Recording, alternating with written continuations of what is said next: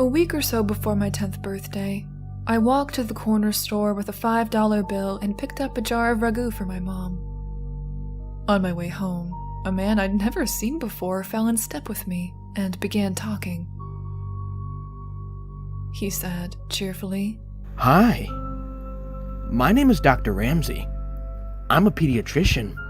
Do you know what a pediatrician is?" I walked along silently, not replying and fervently hoping he would take that as a sign he should leave me alone.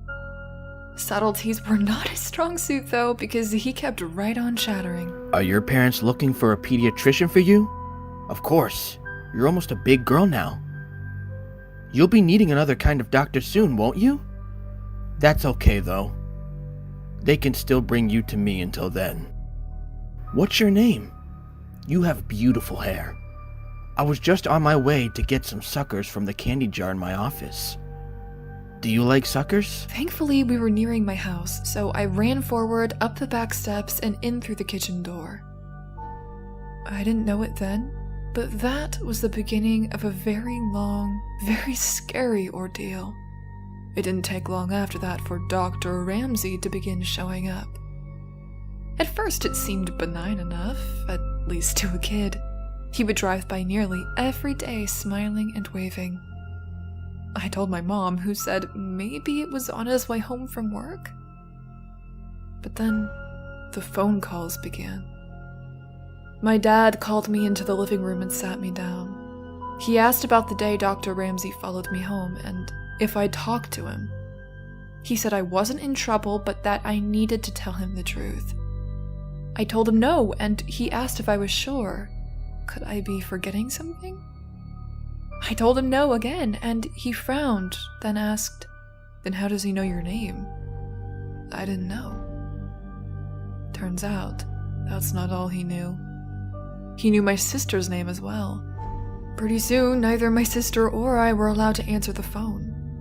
He called several times a day. At first, neither of us knew what he was saying. Then, one night, one of my brothers told us that he was telling my parents that he was gonna hurt me, and later, my sister. Things got complicated after that. My dad had called the police, but as this was before there were any stalking laws, there wasn't a lot they could do. They told my parents to call back if he, quote, tried anything. My dad then called a friend of his from back in the day who happened to be a cop. For the next month, my dad's friend escorted me to and from school. Suddenly, life as I knew it came screeching to a halt. I couldn't walk to school alone, I couldn't play outside, I couldn't even walk to Super America, sort of like a 7-Eleven for those who don't know. When access to me was completely denied, things escalated. It was around this time he began threatening my sister as well. Then one afternoon, my sister, two of my brothers, my mom and I were in the kitchen. One of my brothers saw a glimpse of someone in the garage. They'd seen him too. Dr. Ramsey came bolting out of the garage, my brothers chasing after him. They ran all the way to Cherokee Park, where he lost them in the trees. My parents called the police again, but nothing came of it. The only information they had was a description and a name that was almost certainly fake. A couple weeks later, we woke to find our dog hanging from the side porch. She was a gorgeous saddleback German Shepherd, born the same day I was. We were all devastated. The cops said there was no evidence it was him and ruled it accidental, but none of us believed that. His phone calls became more informative in the meantime. He would talk about who was home and who wasn't. If my brother would say my dad was home, he would tell him who was really in the house.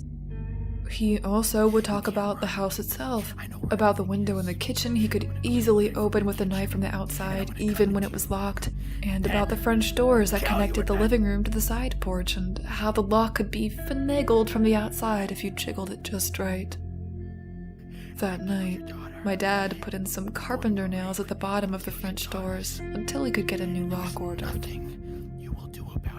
My parents had to go to a company event for my dad's work. My older brothers were at St. West roller skating rink. My sister was on the phone with her best friend. My little brother was on the floor asleep. I was watching Devo on the midnight special with Wolfman Jack.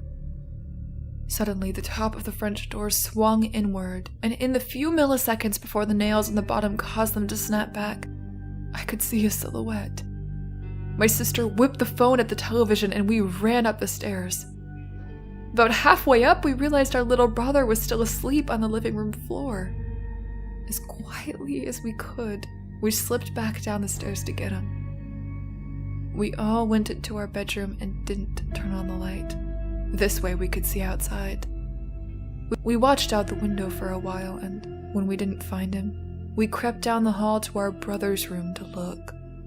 We looked down and could see someone standing at the back door. He knocked, loudly. "What do you want?" my sister asked out the window. He stepped back and said, Is this the Mercy residence? I have a pizza for delivery. Can you come to the door? She scoffed at him, declaring she was not stupid. She could see he didn't have a pizza, and she was calling the cops. He left. A short while later, my brothers returned home. We told them what happened, and they walked around the yard, watching for him. They came back in, and things settled down. By now, we'd pretty much given up calling the cops because it never helped, so we just went back in. Each of us, except my youngest brother, still asleep, carrying a knife from the kitchen, just in case. Eventually, one of my brothers went into the kitchen to get a bowl of cereal as a snack. You know that sensation you get when you can just feel someone watching you? Yeah, he had that in spades. He kept looking around the kitchen, through the doorway into the living room, at the windows. He didn't see anything, but he could still feel eyes on him, so he went closer to the door to try to see better. The kitchen lights were reflecting on the windows of the door. It had 3 rows of 3 windows, so he still couldn't see. He stepped closer, then closer again until he was right up to the door, then cupped his hands on either side of his head so he could see. And there, on the other side of the window pane, was Dr. Ramsey, smiling back at him. He turned to yell for my older brothers, and when he looked back again, he was gone. They went out again to look for him, but didn't see him. The next night, we were at the table playing Crazy Eights, and my brother was restless.